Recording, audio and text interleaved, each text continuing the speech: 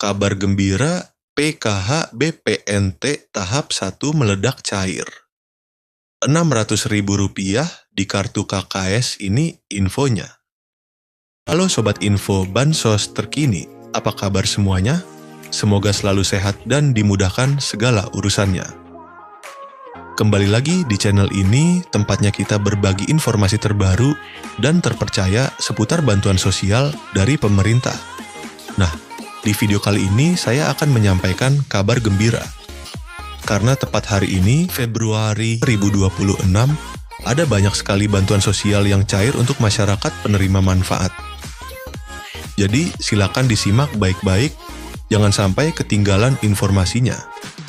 Pertama, program Keluarga Harapan PKH. PKH kembali dicairkan untuk berbagai kategori. Mulai dari ibu hamil, balita usia 0 sampai 6 tahun, lansia di atas 60 tahun, penyandang disabilitas berat, hingga anak-anak sekolah dari tingkat SD, SMP, sampai SMA. Nominal bantuannya tentu berbeda-beda sesuai dengan komponen masing-masing keluarga. Pastikan dicek melalui buku tabungan atau ATM di Bank Himbara, yaitu BRI, BNI, Mandiri, maupun BTN. Kedua, bantuan pangan non-tunai, BPNT, atau kartu sembako. Untuk penerima BPNT, saldo sudah mulai masuk dan bisa dibelanjakan melalui e-warung atau agen yang sudah ditunjuk. Bantuan ini biasanya berupa saldo senilai Rp200.000 setiap bulan untuk memenuhi kebutuhan pangan pokok seperti beras, telur, dan bahan pokok lainnya. Ketiga, bantuan langsung, tunai dana desa. Beberapa desa sudah menyalurkan BLT-DD tahap bulan Februari. Jadi bagi keluarga penerima manfaat di tingkat desa, segera konfirmasi ke kantor desa atau cek informasi dari perangkat desa setempat. BLT ini diberikan untuk membantu meringankan kebutuhan hidup sehari-hari, terutama bagi keluarga yang masuk kategori miskin dan rentan. Keempat, bansos pangan beras 10 kg. Selain bantuan tunai, ada juga bansos beras 10 kg dan minyak 2 liter yang disalurkan melalui Bulog.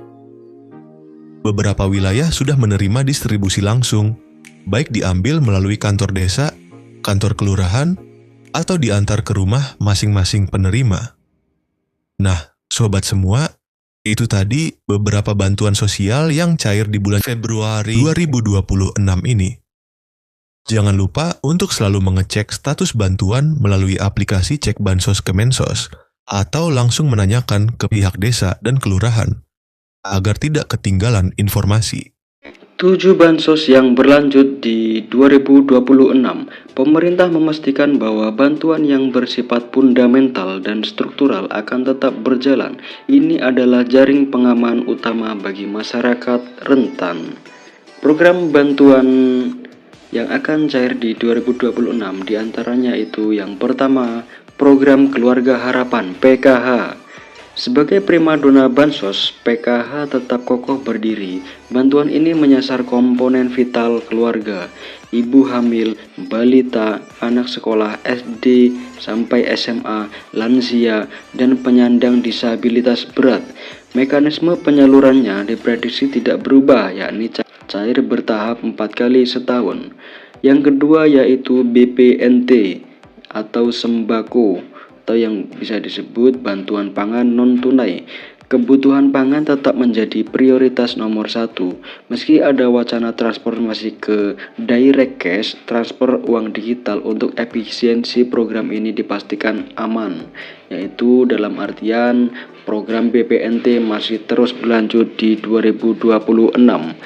Yang ketiga yaitu bantuan PIP, program Indonesia Pintar.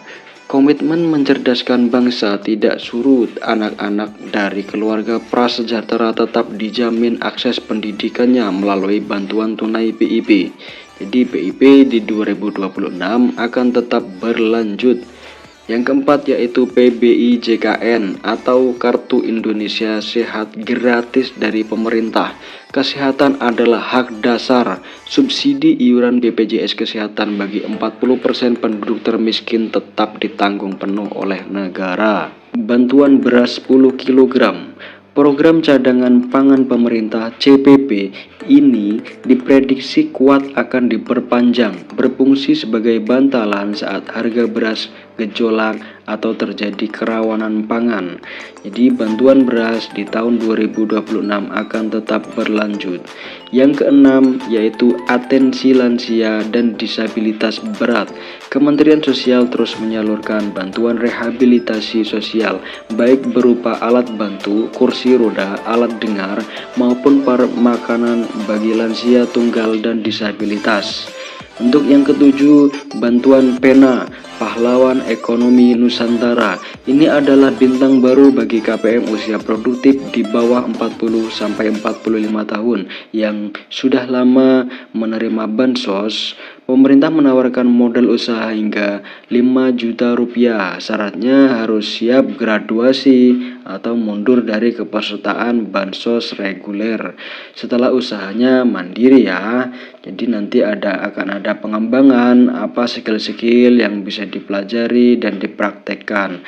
Dalam artian harus melalui proses graduasi secara mandiri atau graduasi secara sukarela. Tidak semua kabar itu manis ya. Ini dia yaitu kabar di tahun 2026 menjadi akhir perjalanan bagi bansos yang sifatnya ad hoc atau sementara. Nah, selanjutnya bansos yang kemungkinan di tahun 2026 tidak akan cair lagi yaitu BLT Kesejahteraan Rakyat atau BLT Kesra. BLT mitigasi bantuan tunai tambahan yang sering cair di momen tertentu seperti saat inflasi tinggi atau El Nino dikabarkan berhenti total per 31 Desember 2025. Sifatnya yang fleksibel dan temporer membuat program ini tidak masuk dalam anggaran rutin jangka panjang 2026. Bantuan subsidi BSU, program yang sempat hits saat pandemi ini juga diprediksi tidak akan muncul kembali seiring dengan pulihnya kondisi ekonomi pasca krisis. Ya, jadi ada beberapa bantuan yang kemungkinan di tahun 2026 tidak akan cair atau tidak rutin cair per bulan sesuai dengan kondisi yang ada di lapangan seperti inflasi tinggi atau El Nino dan lain sebagainya. Ya, lalu isu yang sangat hangat di tahun 2026 yaitu era baru bansos digital dan seleksi alam KPM.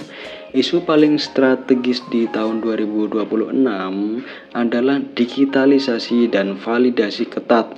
Pemerintah melalui bocoran dari Menko Luhut Binsar Panjaitan merencanakan peluncuran sistem bansos digital berbasis artificial intelligence atau AI. Tujuannya yaitu memberantas hantu bansos alias penerima fiktif, penerima ganda atau salah sasaran. Jadi concern pemerintah sangat concern di situ ya, seperti penerimanya yang nggak ada atau bansosnya tetap cair, meninggal tetap bansosnya cair, atau penerima ganda atau salah sasaran. Itu pasti menjadi concern agar efisiensi menggunakan artificial intelligence. Apa konsekuensinya bagi KPM jadi KPM yang terdeteksi sudah mampu secara ekonomi, memiliki aset, gaji UMR atau di atas UMR dan lain sebagainya, yang intinya mampu akan langsung dinonaktifkan dari DTKS, data terpadu kesejahteraan sosial. Fokus pemerintah bergeser dari sekedar menyalurkan bantuan menjadi mencetak keluarga yang mandiri secara ekonomi. Saran bagi KPM, jadi simak secara sesama dan teliti. Saran bagi KPM, jangan terlena, pastikan data kependudukan Anda, KK, KTP Anda valid ya dan terbaru. Jadi ketika ada perubahan apapun itu disampaikan ke Dispenduk, datanya itu harus yang valid dan terbaru. Bagi yang masih muda dan produktif, manfaatkan program Pena untuk memulai usaha. Jadi bantuan itu bukan gaji ya sobat bansos semuanya. Jadi jangan terlalu mengandalkan bantuan sosial dari pemerintah.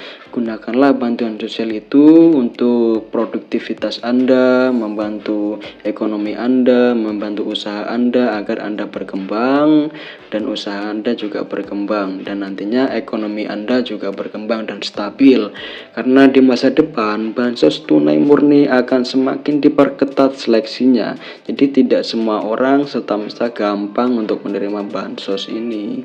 Ya, mungkin itu saja pembahasan dari saya. Jika pembahasan saya kurang jelas atau sobat semua ada pertanyaan yang seputar bansos, saya selalu terbuka. Ya mungkin itu saja dari saya. Kurang lebihnya mohon maaf apabila ada kata-kata yang kurang berkenan. Dari saya, wassalamualaikum warahmatullahi wabarakatuh. Salam sejahtera, salam tepat sasaran.